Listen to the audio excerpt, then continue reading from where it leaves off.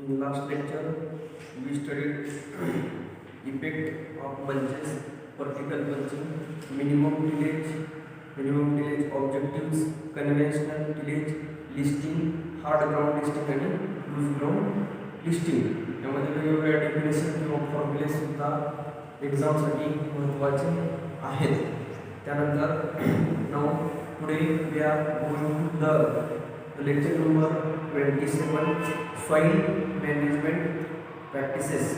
soil management practices कोणत्या आहेत हे आपण बघणार आहोत लेक्चर नंबर 27 मध्ये. लेक्चर नंबर 27 मध्ये soil management practices बद्दलची माहिती आपण आज पाहणार आहोत. In order to control runoff and thereby soil loss, various soil, land and rainfall management practices are used as per site specific conditions.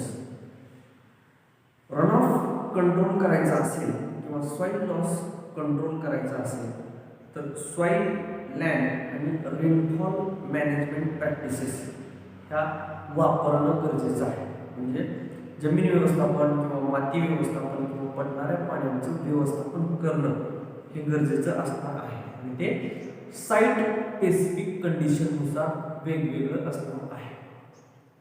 Site specific कंडिशननुसार वेगवेगळं असणार आहे. These practices are broadly grouped into two categories. दोन वेगवेगळ्या कॅटेगरीजमध्ये ते group केलेलं आहे. पहिलं बघूया soil management practices which help to maintain soil infiltration rate. पहिली प्रॅक्टिस सॉइल इन्फिल्ट्रेशन रेट जो आहे, सॉइल इन्फिल्ट्रेशन रेट तो मेंटेन करण्यासाठी वापरलेली असणार आहे. ॲट हाय लेवलमध्ये to reduce the run off to negligible amount. बघा, पहिली प्रॅक्टिस जी आहे सॉइल मॅनेजमेंट प्रॅक्टिस हेल्प कशासाठी करणार आहे,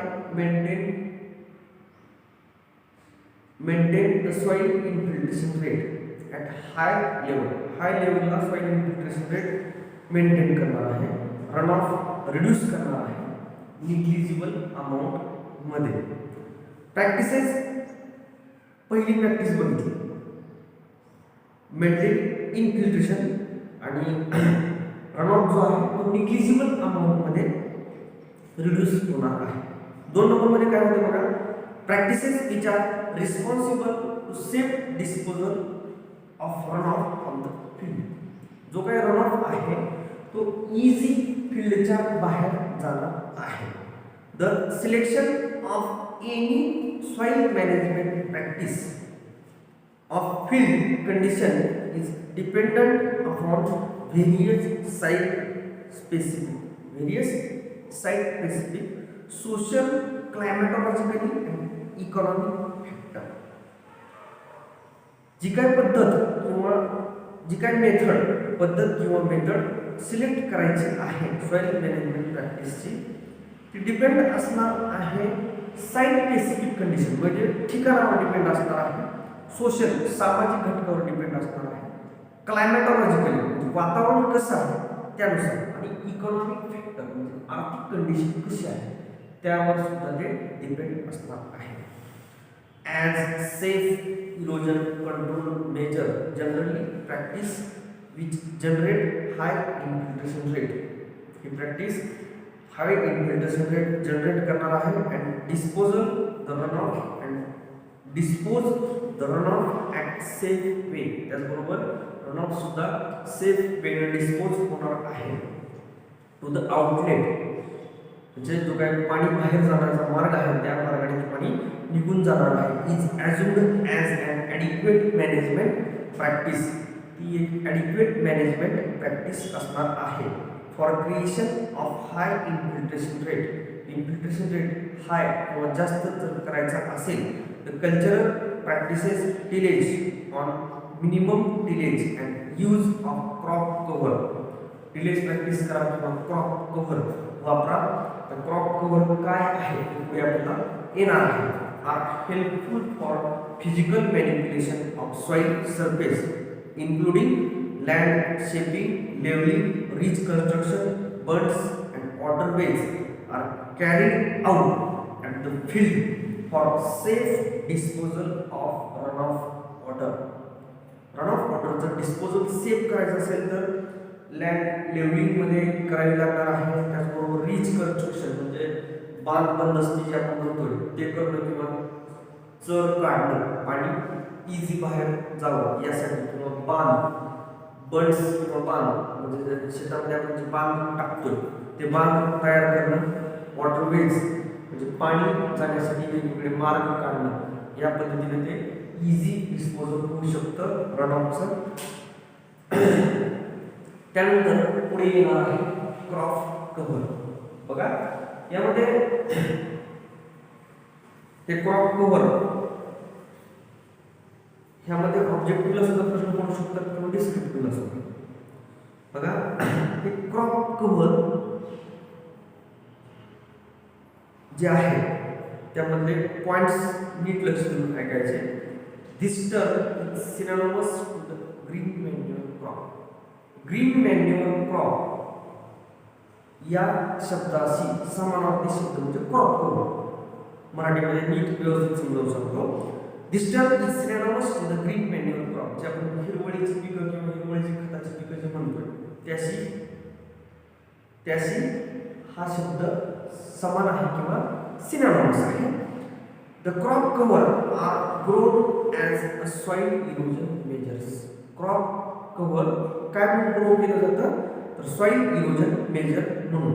These crops are grown in off season. तर ऑफ सीझन झाले तर ते ऑफ सीझन असतं. ऑफ सीझन म्हणजे दुसरी पिकं नसताना ते पिकं लावली जातात. Off season on fen ground protection is necessary. ज्यावेळेस ग्राउंड प्रोटेक्शन द्यायचं आहे त्यावेळेस ते ग्रो केले जातात. जनरली दह्यांच्या or sunhemp are used for crop cover. म्हणजे वेव्हर झालेलं ते गोष्टी कव्हर करून घ्या. जनरली दह्यांच्या ऑर सनहेम जे आपण आंबाडी किंवा ताक जे म्हणतो आंबाडी दह्यांच्या आंबाडी मराठीमध्ये त्याला ताक किंवा आंबाडी ही पिकं हिरवळीची खतं म्हणून वापरली जातात. आपण ते मराठी माध्यमाला बघितलेलं आहे. तसं इथं दह्यांच्या or sunhemp are used for crop cover. Crop cover म्हणून ते वापरले जातात. At flowering stage these are buried in ground by ploughing. ते फुलोऱ्यात आल्यानंतर ग्राउंडमध्ये बरीड केले जातात. कशाच्या सहाय्यानं तर नांगराच्या सहाय्याने. म्हणजे फुलोऱ्यात आल्यानंतर त्या पिकामध्ये नांगर घातला जातो आणि तो नांगरून टाकला जातो. त्यामुळे ते मातीमध्ये गाडलं जातं. त्यानंतर मातीमध्ये ते गाडल्यानंतर खत तयार होतं ऑटोमॅटिक. आफ्टर बघा नांगरानं ते नांगरून टाकल्यानंतर मातीमध्ये ते गाडलं जातं म्हणजे त्यामध्ये ते माती वरनं त्यामुळे मातीचा थर पडणार. After demolition of crop residues the soil structure are improve. त्याचं ते विघटन होणार म्हणजे मातीमध्ये ते गेल्यामुळे ते कुजायला चालू होणार. त्यामुळे काय होते soil structure are improve. Soil structure जे आहे ते इम्प्रूव्ह होणार. इन्फिल्ट्रेशन रेट इन्क्रीज होणार. Growing the crops on slopy और hilly land so that soil is to be protected from splashing effect. जर हिली किंवा स्लोपी उतारावर जर अशी पिकं लावली तर स्प्लॅशिंग इफेक्ट किंवा स्प्लॅश इरोजन जे आपण म्हणतोय त्या स्प्लॅश इरोजनचा इफेक्ट त्यावर होणार नाही. स्प्लॅश इरोजन किंवा स्प्लॅशिंग इरोजन पासून किंवा स्प्लॅशिंग इफेक्ट पासून त्याला प्रोटेक्शन मिळेल. And runoff is control due to penetration of root system. Penetration of root system म्हणजे ते मुळं जमिनीमध्ये थोडीफार खोल गेल्यामुळं रनऑफ सुद्धा कंट्रोल होणार. ऑल्सो डेव्हलप सुद्धा ग्राउंड कव्हर सुद्धा डेव्हलप होणार. The function of crop cover is given below. Crop कव्हरचं फंक्शन म्हणजे कार्य काय आहे ते दिलेलं आहे. त्यातला पहिला पॉईंट आहे बघा organic matter is added into the soil. सॉइलमध्ये ऑर्गॅनिक मॅटर वाढणार आहे. काय वाढणार आहे organic matter is added into the soil from the root and vegetative parts of the plant. Root आणि व्हेजिटेटिव्ह पार्ट्स या प्लांट्सचे, त्यामुळे ऑर्गॅनिक मॅटर वाढणार. Growing of legume crop increase the nitrogen in the soil. Legume crop grow केल्यामुळं nitrogen वाढणार आहे. कशामुळे वाढणार आहे? Due to nitrogen fixing nodules on root system. जे काय रूट सिस्टीमवर नोडल्स तयार होणार आहेत किंवा गाठी तयार होणार आहेत, त्यामुळे ते नायट्रोजन वाढणार आहे. Physical conditions of the soil are improved. जमिनीची जी काही भौतिक कंडिशन आहे ती सुद्धा वाढणार आहे किंवा इम्प्रूव्ह होणार आहे. Physical condition of the soil are improved. Water and wind erosion control. Water आणि विंड इरोजन सुद्धा कंट्रोल होणार आहे. फंक्शन्समध्ये आपण काय काय बघितलं तर ऑर्गॅनिक मॅटर ॲड होणार. लेग्यूम क्रॉप्स ग्रोन केल्यामुळे नायट्रोजन वाढणार. नायट्रोजन फिक्सिंग नोडल्स रूट सिस्टीमवर तयार होणार हे बघितलं. Physical conditions of the soil are improved हे सुद्धा बघितलं. Water and wind erosion control होणार हे सुद्धा बघितलं. त्यानंतर conservation of plant nutrient by taking up soluble elements. Conservation of plant nutrients by taking up soluble elements. Soluble elements मुळे conservation कसं होतं plant nutrients ते बघू. Vegetation or plant covers plays an important role in control of erosion. Erosion control करणार आहे vegetation. Erosion protection is provided in following manner to the soil. Erosion protection soil ला कसं provide करायचं ते त्यांनी दिलेलं आहे. त्यामध्ये 4 पॉइंट्स आहेत. पहिला आहे बघा, crop cover acts as a cushion to soil surface. Crop cover काय म्हणून ऍक्ट होणार आहे? कुशन म्हणून ऍक्ट होणार आहे to the soil surface so that energy of raindrop is dissipated. रेनड्रॉपची एनर्जी डेसिपेटेड होणार आहे म्हणजे कमी होणार. Velocity of run off causing soil erosion is reduced. रनऑफची व्हेलॉसिटी कमी होणार कारण त्याला अडथळा तयार होणार ते झाडं असल्यामुळे किंवा प्लांट्स असल्यामुळे. Root system of crop creates a fracture into the soil. Root system जे आहे प्लांट्सची ते सॉइलमध्ये फ्रॅक्चर तयार करणार. म्हणजे समजा हे झाड आहे आणि हे त्याचे रूट्स किंवा मुळं आहे ते सॉइलमध्ये खाली गेल्यामुळे त्या ठिकाणी फ्रॅक्चर तयार होणार म्हणजे माती थोडीफार बाजूला होणार. फ्रॅक्चर तयार होणार. Root system of crop creates a fracture into the soil due to penetration and increase in the infiltration. आणि त्यामुळे काय होणार आहे तर इन्फिल्ट्रेशन होणार आहे. Also it helps the soil particle together. आणि ते पार्टिकल्स एकत्र धरून ठेवणार आहे. Soil structure is improved due to biomass. जो काही बायोमास आहे झाडाचा पडलेला त्यामुळे सॉइल स्ट्रक्चर इम्प्रूव्ह होणार आहे. By virtue of this infiltration rate of soil increase. The crop cover effect depends upon the characteristics of grown plant in relation to their vigorous and fast growth and high yielding qualities. Crop कव्हरचा effect कशावर depend असणार आहे?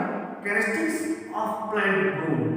कोणत्या पद्धतीचं पीक तुम्ही लावलेलं आहे त्याचबरोबर विगरस अँड फास्ट ग्रोथ त्या पिकाची वाढ कशी आहे आणि हाय यील्डिंग क्वालिटीज उत्पन्न सुद्धा त्याचं जास्त असावं. A high yielding variety produce more biomass to the soil.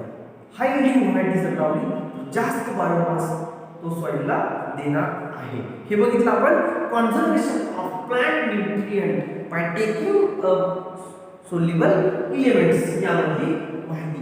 त्यानंतर पुढे आहे crop cover rating. Soil cover rating is term आपण काय बघितलं आता conservation of plant nutrient by taking up soluble elements हे बघितलं. त्यानंतर आपण क्रॉप म्हणतो क्रॉप नाही सॉइल कव्हर रेटिंग आहे. काय आहे? Soil cover rating.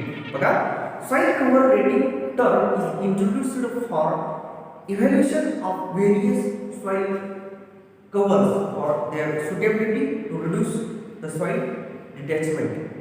हे सॉइल कव्हर रेटिंग टर्म कशासाठी इंट्रोड्यूस केली आहे for evaluation of various soil covers वेगवेगळे सॉइल कव्हर बघण्यासाठी जे इव्हॅल्युएशन झालेलं आहे their suitability to reduce the soil detachment ते सुटेबल आहेत का सॉइल डिटॅचमेंट होत असताना किंवा सॉइल डिटॅचमेंट म्हणजे माती वेगळी न होऊ देण्यासाठी सुटेबल आहे का it gives the effectiveness of soil cover in prevention of soil particles from detachment.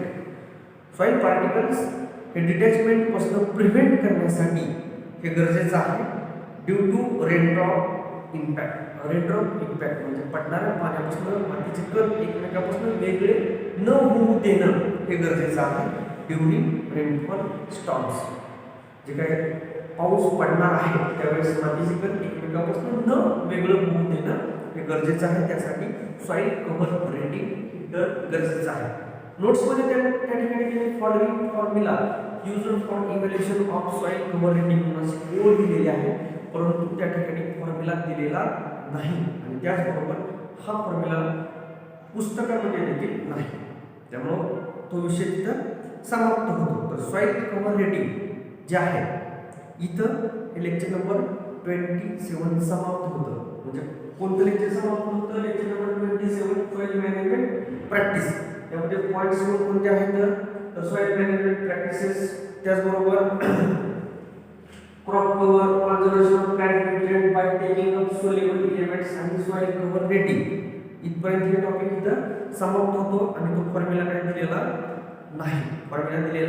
नाही तर इथं हे लेक्चर नंबर 27 समाप्त होतो. यामध्ये आपण काय काय बघितलं soil management practice crop cover conservation of plant nutrient by taking up soluble elements आणि सॉइल कव्हर रेटिंग याबद्दलची माहिती आपण लेक्चर नंबर 27 मध्ये बघितलेली आहे. इथं